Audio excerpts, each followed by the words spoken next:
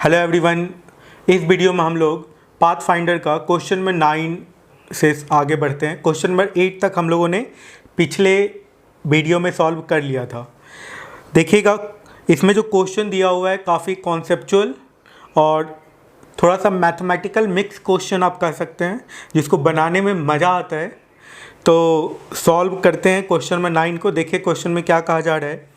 Two blocks A and B of mass 3 kg and 6 kg respectively are suspended at the end of light inextensible cord.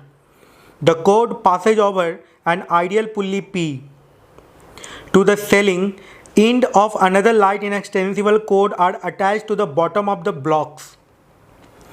The cord supported another ideal pulley Q. Q एक another ideal pulley से फिर जुड़ा हुआ है जो string है, from which a block C of mass 4 kg is suspended as shown in the figure. Initially the system is held motionless and then released. Which of the following conclusion can you make? Acceleration due to gravity 10 meter per second squared लेकर के चलना है। All the block remains motionless.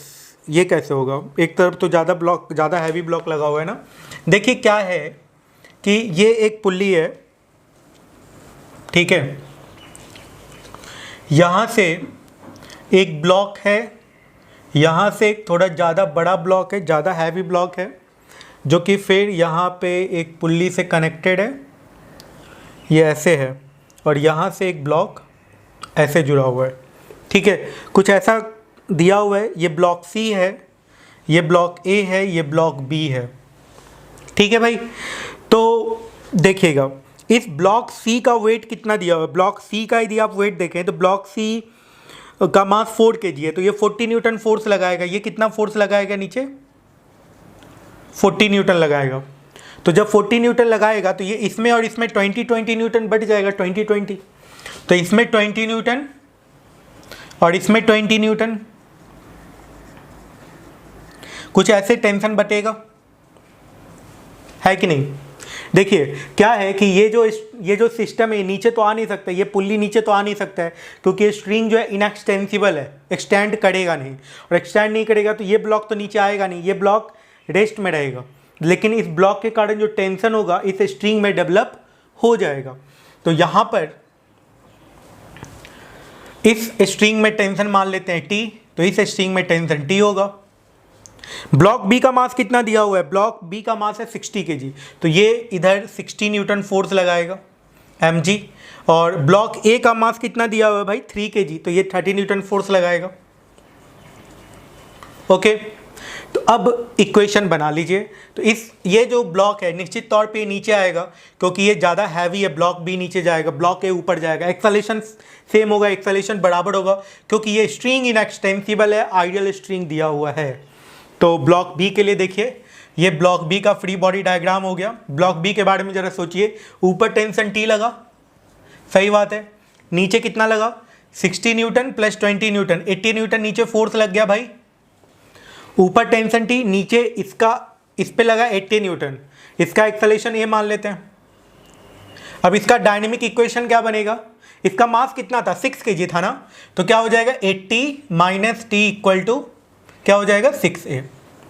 इस equation को first equation मान लेते हैं। दूसरे वाले ब्लॉक पे चलते हैं। दूसरे वाले ब्लॉक के बारे में जरा सोचिए। ऊपर टेंशन टी लग रहा है, नीचे कितना लग रहा है भाई? 50 न्यूटन लग रहा है, और इसका एक्सेलेरेशन ऊपर हो रहा है a। तो इसके लिए जो डायनेमिक इक्वेशन बनेगा, इसके लिए कैसा बन जाएगा? क्या बन जाएगा इसके लिए? t माइनस नीचे 50 date is equals to 3a। यदि इन दोनों को जोड़ दिया जाए तो टी कट जाएगा। टी के कटने के बाद कितना आएगा? 80 माइनस 50 30 इक्वल टू आ जाएगा 9a। It means acceleration equals to 10/3 meter पर second square. This is the acceleration. ये 10/3 मीटर पर सेकेंड स्क्वायर से नीचे के डायरेक्शन में एक्सेलरेट होगा, ठीक है भाई। अब आगे की बात क्या है इसमें? Block C remains motionless. Acceleration magnitude of block A and B is 10/3 meter per second, while C remains motionless. तो इसका B ऑप्शन सही है, A ऑप्शन गलत है। मोशन तो था ना, ये ब्लॉक भी मोशन में था, A ब्लॉक मोशन में। Tensile force in the upper and the lower string is 40 Newton and 20 Newton. नीचे वाले पे तो 20 है, ऊपर वाले पे टी कैलकुलेट करना होगा ना, तो टी कैलकुलेट कर दीजिए। टी का वैल्यू कितना आ जाएगा, T minus 50 that is equals to 3 into A की जगह पे क्या पुट करेंगे 10/3। तो टेंशन का ऊपर अपर स्ट्रिंग में टेंशन हो गया 60 न्यूटन के बराबर। तो लोअर स्ट्रिंग में टेंशन 20 और अपर स्ट्रिंग में 60। तो सी ऑप्शन गलत है, डी ऑप्शन सही है। डी में दिया हुआ है 60 न्यूटन एंड 20 न्यूटन। तो इसका कौन कौन सा ऑप्शन सही हो गया, बी और डी ऑप्शन इसका सही है। तो इस तरीके से क्वेश्चन में 9 बन गया। आगे बढ़ते हैं, क्वेश्चन नंबर 10 पे चलते हैं। देखिए क्वेश्चन नंबर 10 में क्या कहा जा रहा है और क्वेश्चन नंबर 10 को कैसे सॉल्व किया जाएगा।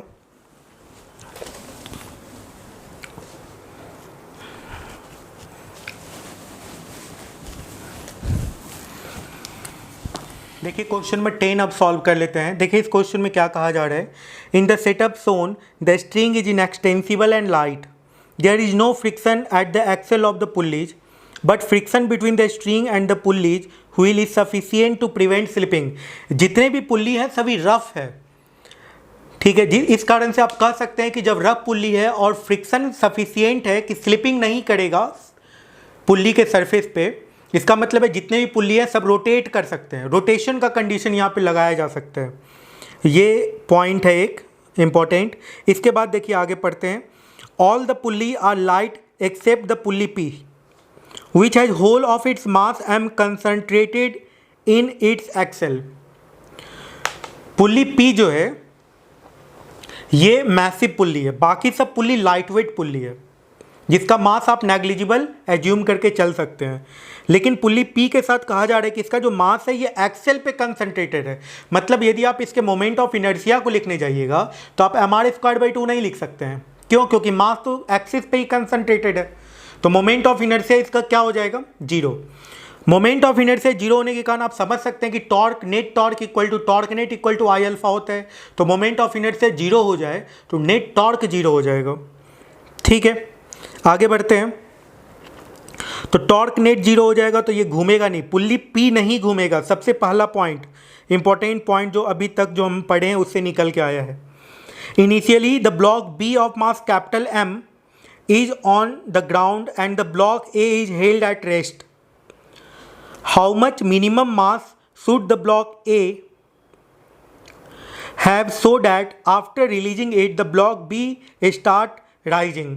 तो ब्लॉक बी स्टार्ट उठना शुरू कर दे, क्या होना चाहिए मिनिमम मास ब्लॉक ए का, ये क्वेश्चन में कहा जा रहा है। देखिए इसका मैं फिगर बना देता हूँ। देखिए कुछ इस तरीके से है, इसको थोड़ा नीचे बनाता है।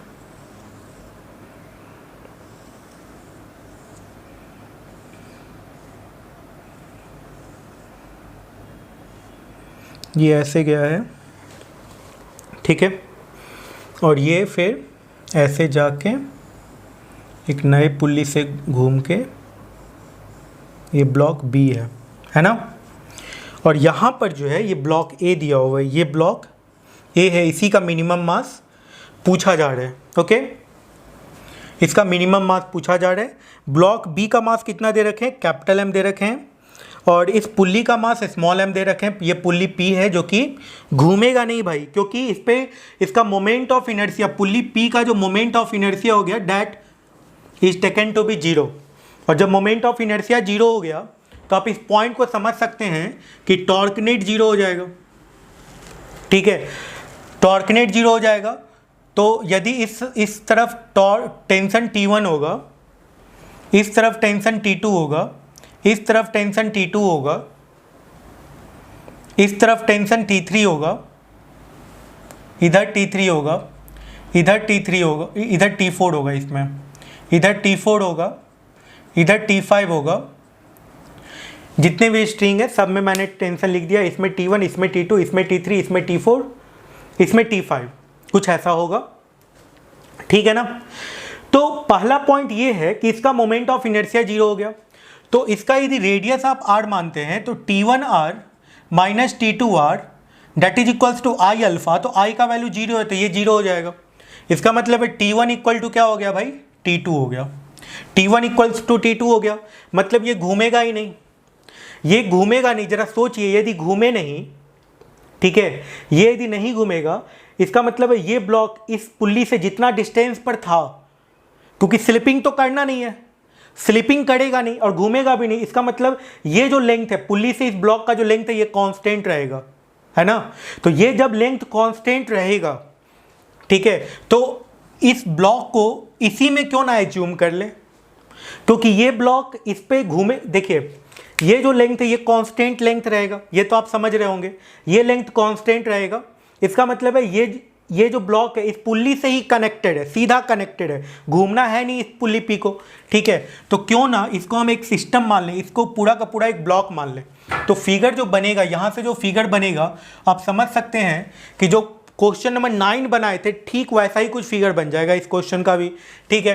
तो इसका कुछ फिगर कुछ इस तरीके से बनेगा, इस पूरे इस पुल्ली और इस ब्लॉक को एक सिस्टम हम एज्यूम कर रहे हैं, क्योंकि ये घूमेगा नहीं, ये डिस्टेंस सेपरेशन बढ़ेगा नहीं, तो इसको अलग अलग लिखने से क्या फ़ायदा, एक ही में बना देते हैं इसको। ये मैं आपको समझाने के लिए बता रहा हूँ, कुछ एक में बना रहा हूँ, नहीं तो आप डायरेक्ट भी बना सकते हैं इसको कि ये पुल्ली तो घूम नहीं रहा, तो ये सीधा इससे कनेक्टेड है, इसका मास m, इसका मास m प्लस m, ठीक है ना। लेकिन मैं आपको समझाने के लिए बता रहा हूँ ताकि आप अच्छे से समझ पाएँ, क्योंकि इसके जो क्वेश्चन है थोड़ा कुछ स्टूडेंट्स को परेशान करते हैं, तो परेशान करने वाले जो क्वेश्चन है वैसे क्वेश्चन को थोड़ा आसान करके बताना पड़ता है। तो ये हो गया ब्लॉक बी जो कनेक्टेड है ना, और इस पूरे सिस्टम को आपने एक सिस्टम मान लिया, तो यहाँ पे मान लेते हैं एक ब्लॉक है, ये लेंथ चेंज होगा नहीं, ठीक है, समझ गए ना। तो यहाँ से लेकर के यहाँ तक का लेंथ कांस्टेंट रहेगा, तो ये ब्लॉक बी हो गया, ये भी इस पे स्लिप नहीं करना है, तो ये स्ट्रिंग भी इस पे एक तरीके से फिक्स रहना है, तो कुछ ऐसा बन गया। यदि आपने इस तरह का फिगर बना दिया, ठीक है, तो फिर क्वेश्चन सॉल्व हो गया, क्वेश्चन में अब कुछ बचा ही नहीं, ठीक है। T3 T2 T3 T3 T4 T4 T5, ठीक है ना, और इसमें हो गया T2। T1 की अब ज़रूरत रही नहीं, T1 और T2 एक तरीके से सेम ही था, क्योंकि ये पूरा का पूरा मास को ये उठाए हुए था, ठीक है। तो कुछ इस तरीके का ऐसा कुछ पॉइंट बनेगा यहाँ पे, है ना, ये घूमेगा नहीं तो कुछ ऐसा कुछ पॉइंट बन जाएगा। अब एक पॉइंट समझिए, एक कॉन्सेप्ट समझिए, जब ये ऐसा बन गया, जब ये लेंथ इस पर स्लाइड ही नहीं करेगा, तो इसका मतलब ये लेंथ प्लस ये लेंथ प्लस ये लेंथ प्लस ये लेंथ कांस्टेंट रहेगा, तो ये तो सीधा ये ऐसे जाएगा, ये ऐसे इस पर स्लिप करेगा, ये उठेगा ही नहीं, क्योंकि ये लेंथ पूरा का पूरा फिक्स रहना है। ये यदि उठ जाए तो ये दोनों स्ट्रिंग, ये जो स्ट्रिंग है लूज हो जाएगा, लूज तो हो नहीं सकता है। इसका मतलब है ब्लॉक बी, कुछ भी मास हो जाए ब्लॉक ए का, ये ब्लॉक बी उठने वाला नहीं है, ठीक है। तो एक पॉइंट पता चल गया कि मास ए का कुछ भी हो जाए ब्लॉक बी उठेगा ही नहीं, और पुल्ली जो है, ये जो पुल्ली है ये घूमेगा नहीं, ब्लॉक ये जो पुल्ली पी है ये घूमेगा नहीं, बाकी जितने भी पुल्ली हैं वे सभी घूमेंगे, ठीक है। बस ये एक पुल्ली नहीं घूमेगा। ये सब पुल्ली क्यों घूमेगा, क्योंकि ये ब्लॉक नीचे आएगा और ये ब्लॉक जब नीचे आएगा तो ये सब घूमेगा, ठीक है, क्योंकि ये सब लाइट वेट पुल्ली है, सब घूमेगा, लेंथ कांस्टेंट रहेगा, यहाँ से लेकर के यहाँ तक का लेंथ कांस्टेंट रहेगा, ये पुल्ली नहीं उठेगा, ठीक है। तो ये इस तरीके से इस क्वेश्चन का जो ऑप्शन ए और बी है वो गलत हो गया, क्योंकि इसमें मास दिया हुआ है और मास से तो इंडिपेंडेंट हो गए, तो उठेगा ही नहीं। Whatever mass of the block A, the block B will not rise, C option सही है। Pulley P moves downward without rotation, हाँ बिल्कुल, ये जो पुल्ली पी है ये डाउनवर्ड मूव कर रहा है without rotation of its wheel, while the wheel of all the other pulley rotate. तो इसका सी और डी ऑप्शन सही हो गया, सी ऑप्शन और डी ऑप्शन इसका सही है। इस तरीके से ये क्वेश्चन आपका बन चुका है, ये क्वेश्चन नंबर 10 था। देखिए अब हम लोग क्वेश्चन नंबर 11 को सॉल्व कर लेते हैं। इस क्वेश्चन में क्या कहा जा रहा है, a light inextensible cord supporting 2 identical load at its end masses over 2 ideal small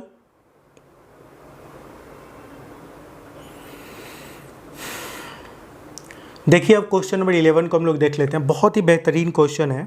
इस क्वेश्चन में क्या कहा जा रहा है, a light inextensible cord supporting two identical load at its end, passage over two ideal small pulley fixed to the horizontal ceiling. If the midpoint of the chord between the pulley is gradually pulled downwards, the pulling force F varies with displacement x of the midpoint according to the following graph. और graph दिया हुआ है। Acceleration of free fall is 10 meter पर second squared, the distance between the pulley is closest to. Graph दिया हुआ है। देखिए graph में क्या दिया हुआ है, ग्राफ कुछ इस तरह का दिया हुआ है ना, मतलब इस ब्लॉक को पुल करने के लिए जो मैक्सिमम फोर्स चाहिए वो कितने के बराबर है, 10 न्यूटन के बराबर है मैक्सिमम फोर्स इस ब्लॉक को पुल करने के लिए। ये सिस्टम भी बना देते हैं। देखिए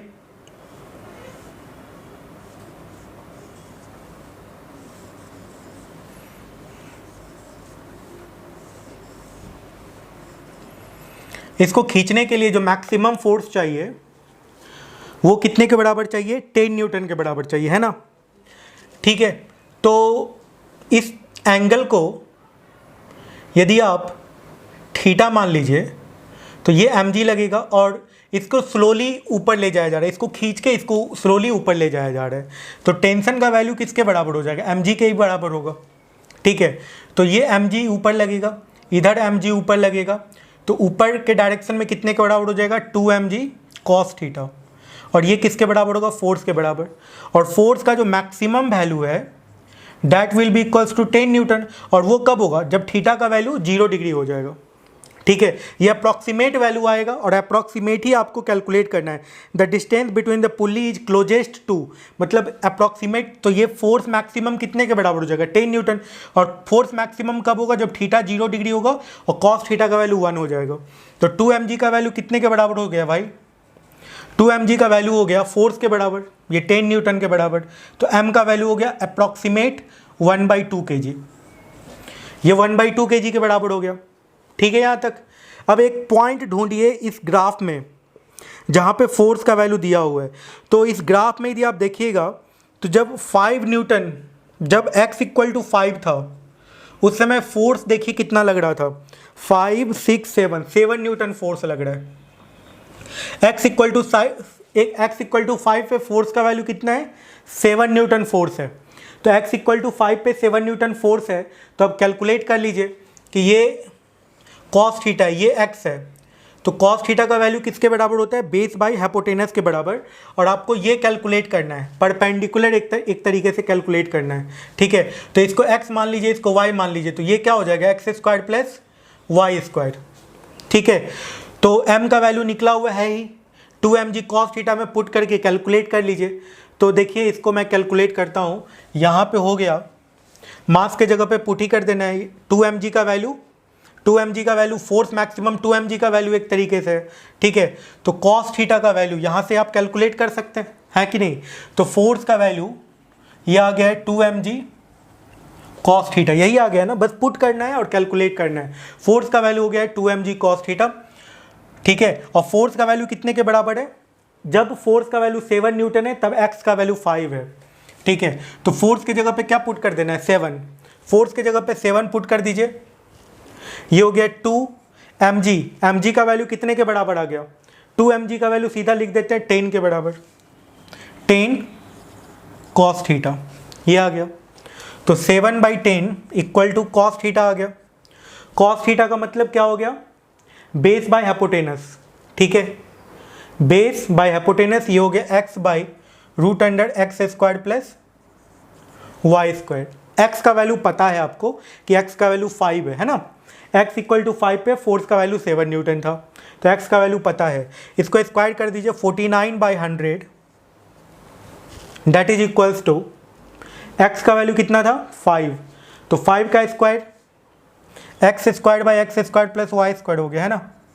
तो ये हो गया 25/25 + y²।